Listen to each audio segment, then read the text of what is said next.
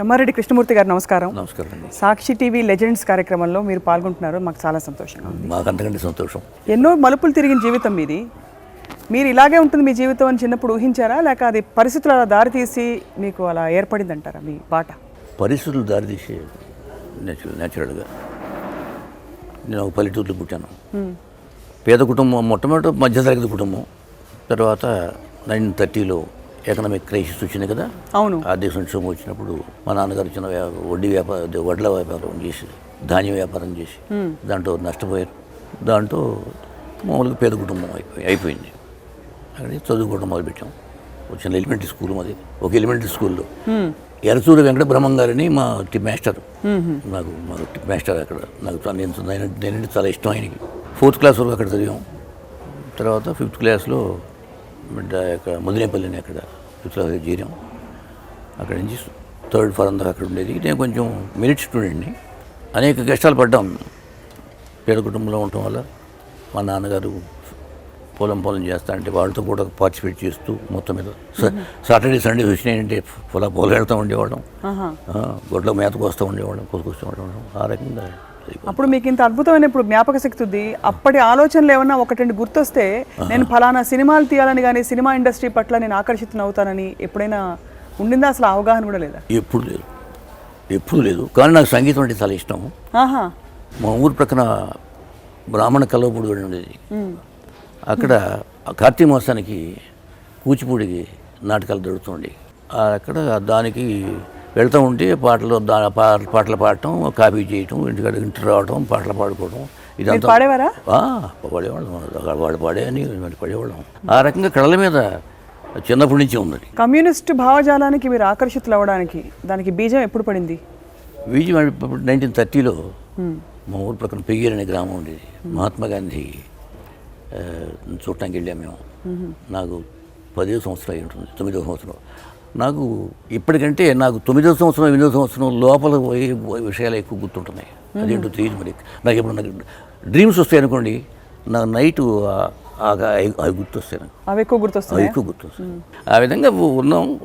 మెడ్రాస్ వెళ్ళటం, ఈ రాజకీయాల నుంచి, ఈ జాతీయ రాజకీయాల నుంచి కమ్యూనిస్ట్ పదజాలం వచ్చింది. అప్పుడు కమ్యూనిస్ట్ పార్టీ సభ్యత్వం అప్పుడు 1939లోనే 1940లోనే తీసుకున్నాను. తీసుకుని అప్పటి నుంచి ఈ రాజకీయాల్లోనే ఉండి తర్వాత కమ్యూనిస్ట్ పార్టీ ఫుల్ టైం అని అయ్యాను. మెడ్రాస్ గుడివాడ వచ్చాను. అక్కడి నుంచి మా పల్లెటూరు నుంచి గుడివాడ. ఎప్పుడు ఆపలేదండి? ఎందుకు వచ్చిన గొడవ వీటన్నిటి వైపు ఎందుకు వెళ్తున్నావు నాయన? అంటే మా అన్నయ్య దాంట్లో దీనికి కారణం ఉంది. మా అన్నగారు తమ్మారెడ్డి సత్యనారాయణ గారు ఆంధ్రప్రదేశ్ కమ్యూనిస్ట్ పార్టీ సెక్రటరీగా చేశాడు. ఆయన ఏమో రాజకీయాల్లోకి వెళ్ళిపోయాడు. నా తర్వాత మేము 2 అక్క చెల్లెళ్ళు. మాకు అందరికంటే పెద్ద ఆమె, అందరికంటే చిన్న ఆమె. పెద్ద ఆమె అక్క, చిన్న ఆమె. పెద్ద ఆమె కొడుకే మనకి పుట్టూరు నాగేశ్వరరావు అని కమ్యూనిస్ట్ పార్టీ సెక్రటరీగా పనిలో నాయకుడిగా ఉండేవాడు ఇక్కడ.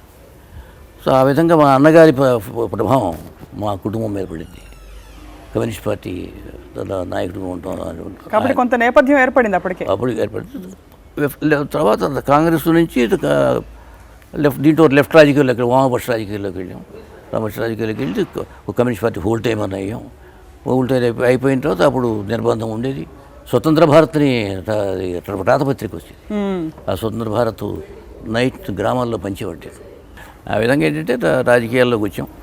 ఆ లెఫ్ట్ రాజకీయాల్లోకి వచ్చిన తర్వాత 1948 దాకా అక్కడ గుడివాడలో పనిచేయటం.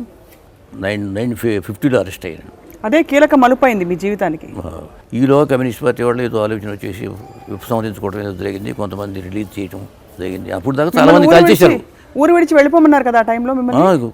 గుడివాడ వదిలిపెట్టి వెళ్ళిపోమన్నారు. వెళ్ళిపోతే అప్పుడు వెళ్ళి ఎక్కడికి వెళ్తారంటే నేను మెడ్రాస్ వెళ్తా ఉన్నాను. ఏం చేయాలి? ఇక్కడికి వచ్చాం. అక్కడ ఈ సినిమా ఆర్టిస్టులు కొంతమంది మా ప్రజానాట్య మండలి వాళ్ళంతా అక్కడ ఉన్నారు. ఆల్రెడీ ఉన్నారు. వాళ్ళ పిల్లలకి ట్యూషన్ చెప్తూ ఉండేవాడిని. భక్తి గడవాలి కదా, ఏమీ లేదు. సో ట్యూషన్ చెప్తూ ఉంటే అక్కడికి ఆ విధంగా వాళ్ళతో పరిచయాలు ఏర్పడటం.